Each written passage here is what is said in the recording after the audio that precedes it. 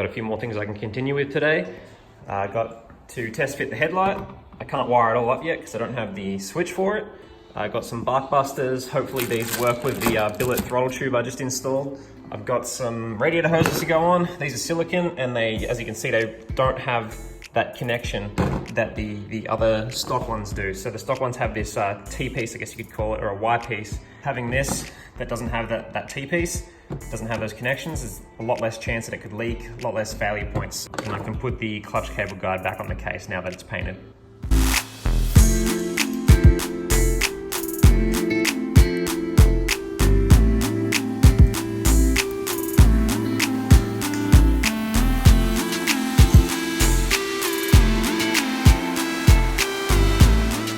So I just temporarily threw the existing front fender on, just so I can get an indication of up or down where to have the headlight. I'm trying to get the headlight mounted as close as I can to the triple clamps because I think it can look real tacky when they're placed out real far and there's a huge gap behind the headlight and the triple clamps.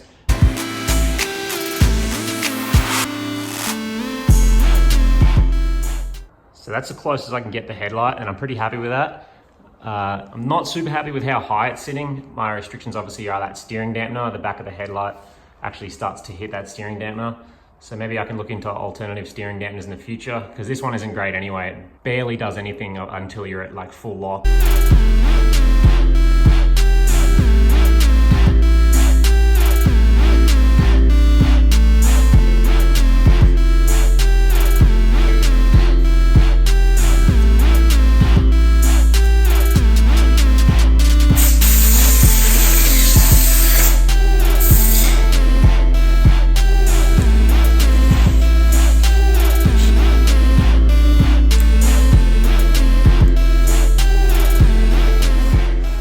So I got the left-hand side bark buster mocked up. I say mocked up because I'm pretty sure I'm gonna get these powder coated black. I can't live with myself if I've powder coated everything else black and then I've just neglected to do the bark busters.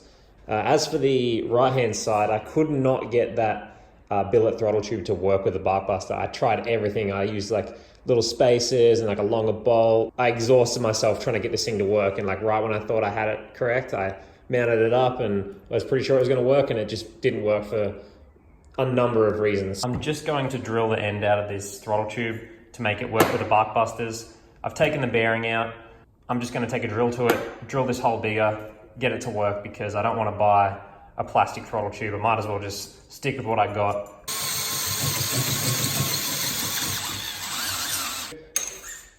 Now it's just basically a normal throttle tube without a bearing in the end.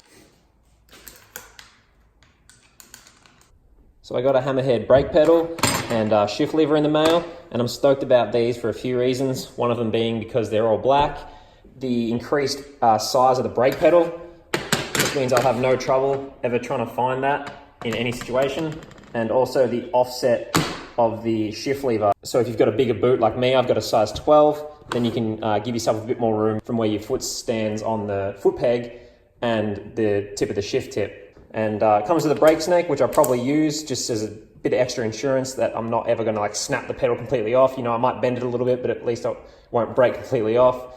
And it comes with a brake clevis. I already bought one, but I'll probably use this one because it is a bit beefier than the one I bought.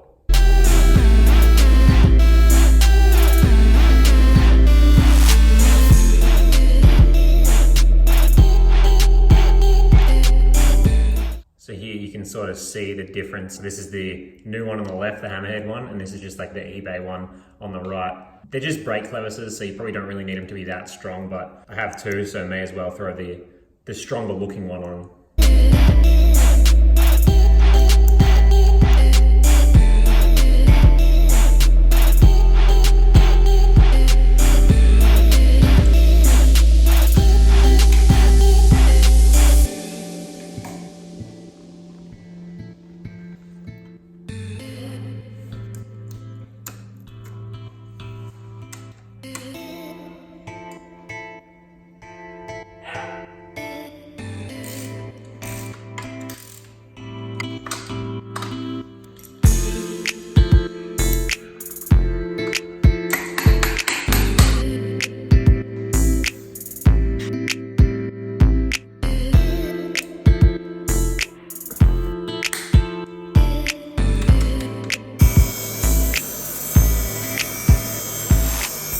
So I'm going to put the exhaust back on the bike. Unfortunately, I don't really have the money to be buying a Yoshimura or a FMF system or anything like that, but maybe that's something I'll buy down the line because I really do like the look and they do sound great.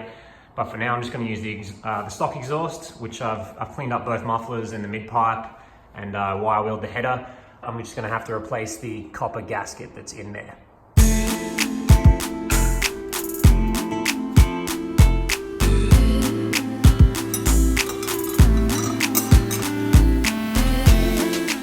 I've just got the header loosely fitted, so it's a lot easier to put the mufflers on.